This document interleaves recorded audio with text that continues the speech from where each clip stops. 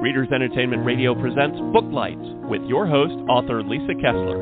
Booklights, where we're shining a light on good books. Why, hello, everyone. Can you believe it is December? What? Where did 2023 go? But anyway, as we are heading into the final month of the year, I'm really excited that you guys are here because we have an author on today who wrote a book that my grown daughter she can't stop talking about it. She has passed it on to friends to read, so she's very excited, and I know you guys will be too. So today we have on New York Times best-selling author Rebecca Hanover, and if you have not read her book yet, you are obviously in for a treat, per my daughter, but I will read her bio so you can get to know her. Rebecca Hanover is the New York Times best-selling author of The Similars duology. After graduating from Stanford University with a BA in English and Drama, Rebecca joined the writing team of the CBS daytime drama Guiding Light. Yes, soap opera, guys, where she earned an Emmy Award. What? Still, she never lost her love of books, particularly YA. She now writes young adult as well as adult novels, which is like the book we're going to talk about today. And she writes full-time from her home in San Francisco, where she enjoys matcha lattes and complete lack of seasons. When she isn't writing, she can be found in a yoga class or reading anything by Dav Pilkey with her husband and 3 kiddos. And you can learn more about her on her website. I did put a link to her website right there on Blog Talk. So if you're listening live or if you're listening later, you can click that, sign up for her newsletter, check out all the cool things going on over there. And I don't want to delay anymore. Are you there, Rebecca? I'm here. What an introduction. Thank you so much. And it's so fun to be here. You're that's welcome. Funny. I hadn't reread my bio in a while. I'm remembering. Yes, we do. We do just have perpetual sort of 60-degree weather over here. So, well, it's funny because I'm a San Diego native, and down in San Diego where it's always hot, we always say there is no colder day than summer in San Francisco because you guys are always cold and windy. Yes, we are. And summer is, I think, is it Mark Twain who said that? I think, don't quote me, but the coldest winter I ever spent was summer in San Francisco. That's good. Yeah. Summer is especially cold, and then weirdly October can be like super sunny, and everyone's out in the park trying to enjoy it while it lasts. So, sort of upside down. We're in the upside down over here. So. Yes. And if you go to Rebecca's website, or I think on the Blog Talk site too, I think your author pick, you're like sitting on one of the giant hills in San Francisco, but I've only been there a couple of times, but those are white knuckles, scary driving. I'm like, how do people drive here? Because you go over the hill and you can't even see the bottom as you're driving. No. It's crazy, and thank goodness we don't have ice. I mean, I don't know what would happen. We wouldn't be able to drive on those. So no, yeah, it's a learning curve. It takes getting used to, and then parking your car on one of those. You're terrified that it's going to roll down. It's a whole thing. Yeah. It's a whole thing. Well, we should talk about your book. So you have a new book out called The Last Applicant, and I'll let you tell people about it because I've heard so many rave reviews from my daughter and her friends. So that's the best thing you could ever say to an author. The best compliment when someone's, sharing the book with friends. That's honestly can't get better than that. Yes, that it is. It's called The Last Applicant. It's my adult debut. As you said, my other books are YA series. And this one is about kindergarten admissions, which sounds like such a funny launching off point. But it's basically sort of a cat and mouse kind of psychological thriller between Audrey Singer, who is the admissions director at one of these elite private schools in Manhattan. And, she's the decider of all these people's fate in terms of who's going to get into this fictional school, Easton. And then there's a mom who is so desperate to get her child into kindergarten that she starts to stalk Audrey. And that's Sarah Price, and she's desperate and neurotic. And the book is told in from both of their POVs, so you really get into their heads, and it kind of turns into, you know, a dark and twisty journey for these two women, set in this kind of, you know, high octane backdrop of, you know, that Manhattan world where the stakes are so high for everyone who is trying to get their kid into one of these schools and feels like it's going to be the end of the world if they don't. Right, right. Well, and I was curious what your inspiration was for that, because you are a mom. Have you tried to get your kids into private school? Where did this come from? Yes, that is a great question. So as everyone knows now, I live in San Francisco. I used to live in New York when I wrote for Guiding Light, as you mentioned before. That's where it filmed, actually. Unfortunately, most of the soaps have kind of gone off the air, except for a few. I think there's one or two still left. But about half of them actually taped in New York and the other half in LA. So I lived in New York. Yeah, and so I was in my 20s. I had moved to New York wanting to do something creative, was, you know, living in a 6th floor walk up, dragging my laundry up all the flights, and, you know, just having this dream of being like an artist, right? You know, yes, exactly. The artist's dream. The artist's dream, you know, and I was totally naive and all of that stuff, but ended up interning. I got an internship on Guiding Light that turned into a writer's assistant gig, and then ultimately was able to write for the show. But it went off the air in 2009, and then I moved out to San Francisco. So to answer your question, yes, I have 3 kids. They are 12, 9, and 4, and we have gone through this sort of thing. But what I wanted to say is that it's definitely at a bit of a lower level here. I think, you know, Manhattan is like the epitome of, really in every industry, right? Like sort of the high stakes nature of it. So I think, this, you know, I knew I had to set the book in New York. It was a no-brainer that's where, you know, there's so much wealth and competition, and, you know, everyone, there's so many extremes there. It's sort of the epitome of extremes. Right. So I have gone through it, but not to probably quite that level. You didn't have to stalk anyone. Right. I didn't have to stalk anyone. I didn't. It was all above board and, you know, a fairly normal process. Although still, I mean, the one reason I really wanted to explore this topic is, you know, this whole idea of what kind of used to be called helicopter parenting, but now there's an Atlantic article where someone coined this term. So I certainly didn't come up with it, but this intensive parenting that is now sort of all the rage. And also, I didn't even realize there's something called snowplow parenting, where you actually push all the obstacles out of the way of your kids like a snowplow, which I find just kind of hilarious, truly. But I get it. I see it. We're all seeing this trend, right? With, honestly, people, really well-meaning parents just wanting their kid to kind of get a leg up. And, you know, when I did have the idea, so I should get back to answering your question, which is that I was having coffee with a friend at Starbucks who was asking me about preschool admissions, which is even more hilarious and sort of absurd. But even for preschool, you do have to submit an application. You got to duke it out for that 3-year-old. yeah, exactly. Let's all just totally have a battle for those preschool spots to play with blocks. But anyway, so she was just asking it was really more, she was asking about the different preschools and what was my experience with, you know, the one that we had gone to. But my mind wandered, and I'm sorry to that friend, because that's when I got the idea for this book. And I thought of this admissions director, and would someone go so far as to actually stalk this person, you know, out of this desperation, sort of born out of this idea of intensive parenting. And that's kind of how it all happened.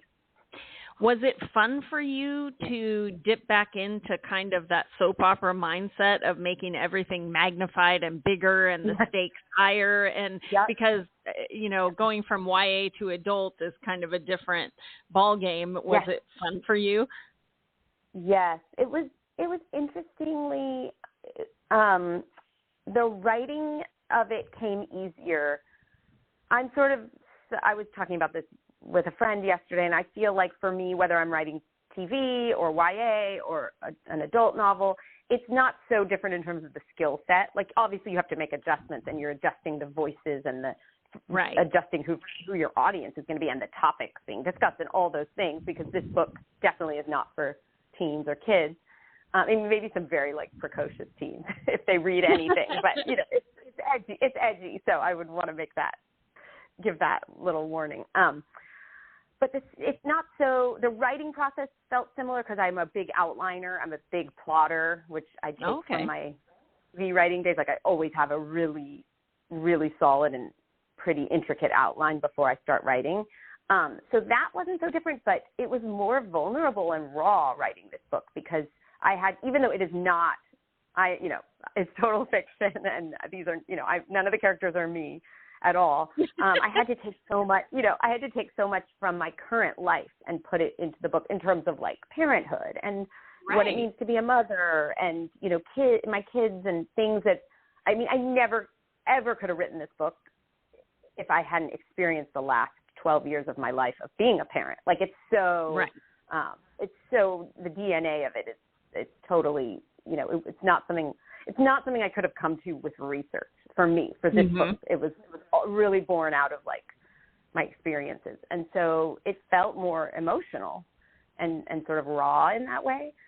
Right. So that was interesting. And then the scarier putting it out there. But I have to say, people have totally respected that it's not, they know that it's not about my life or autobiographical in any way. But then can sort of say that they see parts of me in it. And that seems like the perfect balance of what I would be. That's how I would hope people would sort of view it. Yeah. It's interesting because when I was a kid, there wasn't this big competition for getting your kids in preschool and elementary school and all that kind of thing. But I think parents have always wanted, the best for their kids, but you didn't hear about these college scandals where people are going to jail because they were paying people off to get their kid in. And I think about that, and I'm like, I wonder how much social media plays into all of this, because that FOMO, fear of missing out, is really giant. And it didn't used to be that you would put pictures of your kid at their amazing school that they're in, but now you do, and you're thousands of followers. Do you think social media kind of plays a part in it? Yes, 1,000,000%. You're so nailed it. And my mom often says to me, Rebecca, when I used to question, I don't know, what's a silly example, use a pacifier for your kid or don't. She was like, there was no internet. There was Dr. Spock, that one book that had advice. And she was like, and then I decided what I thought was best. I had a gut decision about what my kids and what was, and we could not be, we've done a further total from that 180 now. as a culture now. It's like everyone knows everything blogs. about oh my God, everyone knows what everyone else is doing and their decisions, and you see the kid with the trophy. I'm seeing, on Facebook or Instagram, I'm seeing, Facebook, it's people I know, but Instagram, I could be seeing thousands of pictures of people's kids with a trophy that I've never met in my life, and it's absolutely influencing people. Right, because suddenly 100%. You're like, well, maybe my kid should do that, and suddenly well-intentions become, this tainted thing. My daughter grew up as a competitive figure skater, and so I witnessed a lot of parents living their dream through their kid.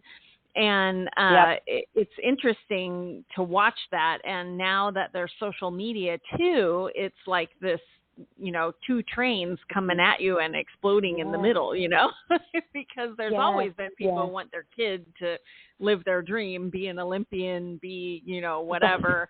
But now that there's social media to put pictures on there and videos, and it's wild. It's wild. And add to that, like, and you need to be feeding them organically. You need to be, making sure their mental health is, it's like now we're coming at us from every direction, and it's for sure. It's totally something once I had the idea for the book, I think one of the reasons it really stuck with me over time was this theme that I hope to explore at least a little bit. And I have to say, I'm completely complicit in a lot of, we all are. So I certainly know, I wanted to explore it and ask questions, but I certainly don't have the answers. But I hope the book maybe spurs people to think about it a little more deeply. Right. And that's the gem of fiction. People always ask, well, they're well-meaning, but they're like, when are you going to write a real book? Right. But I actually think fiction can save the world because it gives you a chance to step out of yourself and look at that reflection and go, I don't really like that, and you can actually make changes where it doesn't feel like a personal attack, Yes. Oh, totally. I think we have space for every type of book out there. So as a lover of all types of books, I actually find myself reading, there's a book out right now called Never Enough, and I'm forgetting the author's name, but it's I'm reading it right now, and it is about this very topic, which is basically teaching kids that accomplishment is what they should be aiming for rather than achievement. Because I guess I'm probably mucking it up, but the idea that achievement is sort of that gold star that's a bit hollow. Like what happens after you get the gold star? Then is there just another gold star that you have to get? And I feel that as an adult. Like, am I always just racing to achieve the next thing, or am I focusing on accomplishing things that give me satisfaction? And so anyway, it's a great one to check out. But there's room for both. There's room for really well-researched books like that, and then, as you said, also novels. Yeah, where you can step into someone else's skin and go, yeah, that's a different way of looking at it. Yeah, exactly. Totally agree. Well, I was going to ask you about your YA duology, the Similars duology. I was poking around about that, and that happens in a private school too, right? I was like, what is it about you in private school? I know. It is so funny, and I'm working on another adult thriller that has nothing to do with school or academia. So I'm gonna. It's not meant to be it's not meant to be a permanent theme, but yes. So that the Similars is about 6 clones who come to a boarding school where the kids they were cloned from already go to that school, and these kids have never met each other. So it's like a light sci-fi kind of little bit in the future, sort of. I forget, but maybe 50 years in the future, kind of set up. And so they're confronted with someone that looks just like them, and the main character Emma, her best friend Oliver died tragically over the summer, and I'm sure you can guess what happens next, which is his clone Levi shows up at the school, looks just like him, is in her face all the time, but he isn't her best friend. And of course, there's romance and fun. Yes. A lot of fun with that happens. So yes, it is set at a boarding school. That, to be honest, that grew out of me realizing in writing the book that I needed these kids to all live together, because the idea that they're sort of stuck in a pressure cooker. They can't. They can't escape. Yeah, was really at the heart of making the book work, to be honest. And so this boarding school kind of came to me, and then I that's kind of how that happened. But it also it plays a bigger role too in the story. But yes, both ideas. I think I do have a little bit of fascination kind of with just what happens in these schools where people are, really kind of striving for something and kind of what that means. And maybe a little being separated from everyone else, Right. They're in a bubble. No. Right. Certainly in that series for sure. So yeah, it's fun. It came out about 5 years ago, I want to say. I can't believe it's been that long. I know, time flies, right? Time flies. But I'm super proud of it. I love YA. I always will. I hope to write more YA one day. I can only kind of do one thing at a time because of my 3 kids. Right. Small detail. I can only kind of focus on one thing at a time. But, for me, like back in the day of like all the dystopian YA, like the Hunger Games and Divergent and all those, and even and of course Twilight was what kind of got me hooked on YA to start. And I have some inner like 14-year-old inside me who still wants to love that angst. Tell stories. So. Well, when I was reading about the duology, I wrote down Umbrella Academy because I do love Umbrella Academy, and that kind of sounded along the little sci-fi kind of. Yes, I was so tickled and proud when people were saying, "Oh, this is like Umbrella Academy, meets Gossip Girl or something." It kind of has it has the sci-fi, but it's meant to also sort of just be a really fun ride, like seeing what happens when these kids, what happens. I used to say, like, what would happen if Blair Waldorf from Gossip Girl, like, met another Blair Waldorf, like how would that go down, and that was sort of part of it for me. Yeah, I love that. Well, as a big plotter, do you ever, because I'm somewhere in between. I like to know where I'm going. I like to know the end, but I don't know how I'm going to get there. And if I plot too much, I lose all the impulsion, because for me, it's the what happens next is what gets me to the keyboard, But I have friends who are like, color-coded index cards. I'm like, oh my gosh, you're giving me hives. How do you write it when you know every single thing? But sometimes there's still a surprise. Do you get that? Was there a big surprise in this book? Totally. So I completely, I hear you. And I should note that I do have kind of long documents. Sometimes I use index cards. Sometimes if I really need to say, okay, how am I what is the order? Right. Like, what's the order of operations? And then I want to move the cards around on the carpet and like figure that out.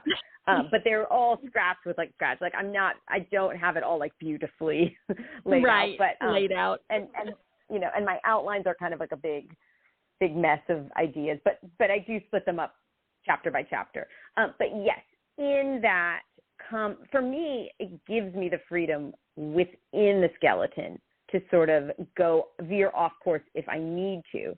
But then I always sort of have like, I'll use the term a guiding light, which is funny because we were just talking about guiding light, but like sort of a true north to bring me back to where I need to get to, if that makes sense. So I really use Save the Cat. And, I know, okay, I'm going to be getting to my 75% mark. And, I know that the bad guys close in, like that's coming. So have I veered off too much, or do I need to like reel myself back in kind of? So yes, it is certainly not, the chapters never end up, exactly where I thought they would, but sort of in the zip code of where I thought. And yes,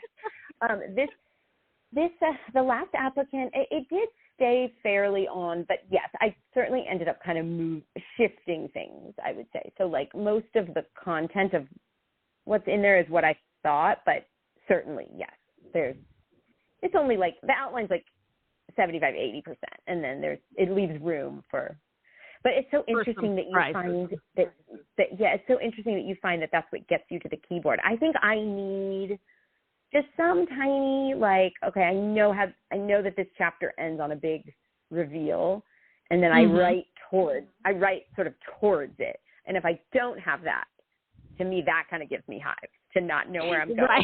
Right. So my plotter friend told me the thought of going to a blank page and not knowing what I'm going to write, she goes, ugh. So everyone's brain is different. You just have to honor your process. Yes. Oh, totally. That's something I've realized. It's so specific. And for me, it is that TV background though. Like it really taught me to outline, and I just can't shake it, but I'm fine with that. If it's working, then I'm going to stick with it. I was going to ask you, I've had other authors on the podcast who have written for TV, and it's like this giant team effort, and you never get, what you want completely and all this kind of thing. Is it more fun for you to write novels where you get to be in charge, or do you miss that having a whole team? That's such a great question. I think, and I totally understand where they're coming from, because yes, soaps work a little bit differently than like streaming or primetime, but it's still the general, there's a writer's room and all that. It's still generally the same. And we had head writers, and they were so brilliant. And yes, they mapped out, they were the plotters, right? They were plotting where the show was going, and then they would give us our episodes to write. I found it so fun and kind of freeing that I still got to be creative within the structure that they gave me. Like, they certainly weren't saying that it had to all line up. Like, the midpoint of the episode, like, didn't have to be exactly what our job was to sort of like riff on what they'd given us. Right. I found that kind of freeing. Yeah. And like for a job, and for a job day in, day out, like it was honestly kind of the perfect mix for me. But I will say, yes, the answer is sort of like yes and no, because now I love that I'm in control, but it comes with a lot of responsibility too. Like, I don't have anyone to say, does this work? Like, Right. So, I mean, I have an editor and all that, but it's very much all's on me, and that's right. That's no collaboration. Yeah. So I miss the collaboration, but on the other hand, like for me in my life, being able to just kind of jump on my laptop and work when I have the free time, it's a better lifestyle fit. So, there's pros and cons, I would say. Right. Either. Do you see yourself ever going back to write for TV, or are you just going to stick with books? Well, I have still kind of been doing, I guess I would say I have a toe in it still, and got to work on an adaptation of my YA series. It's still kind of in development, so. And probably that's all I can say about that. But that was exciting and cool. So I would say, yes, I still have a toe in it for sure, which is sort of perfect, kind of the perfect balance, which is I never say never. I would love to still kind of be involved in, and we'll see where things go. It's very, it's unknown to me where that might head, but I'm okay with that to sort of see how things, and I worked on a couple of scripted podcasts a few years back, like fiction podcasts, which was really fun to get to write. So we'll see. I'm still in it a little bit. Oh, okay. Well, I wrote down that you have made the New York Times list and you've won an Emmy.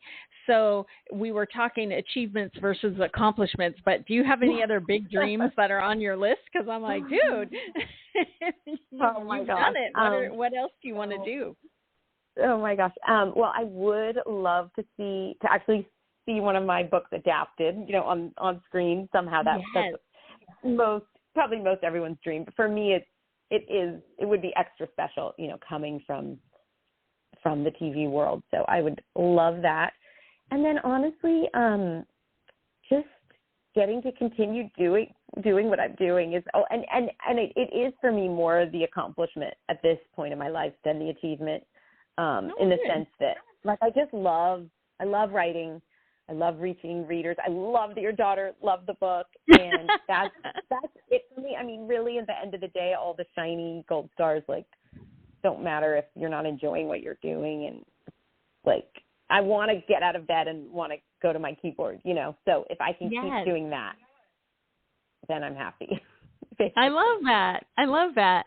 Well, we are actually running out of time. Dang it. I could keep talking, but how can readers like my daughter who get really excited about your book, how can they get in touch with you? Are you on social media? Do you have newsletter? What should they do?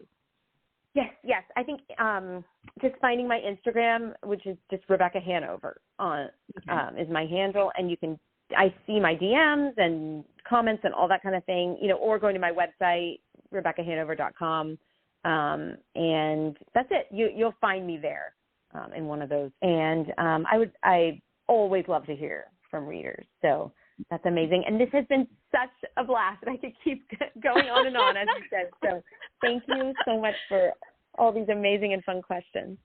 Oh, you're welcome, and thanks so much for coming on. And everyone who's listening, quickly run out and grab the last applicant. It will keep you turning pages even in the busy holiday time. Thanks for being here, Rebecca. Thank you so much. Thanks for joining us on Booklights. Be sure to connect with us at www.readersentertainment.com for articles, blogs, videos, and podcasts that matter to readers.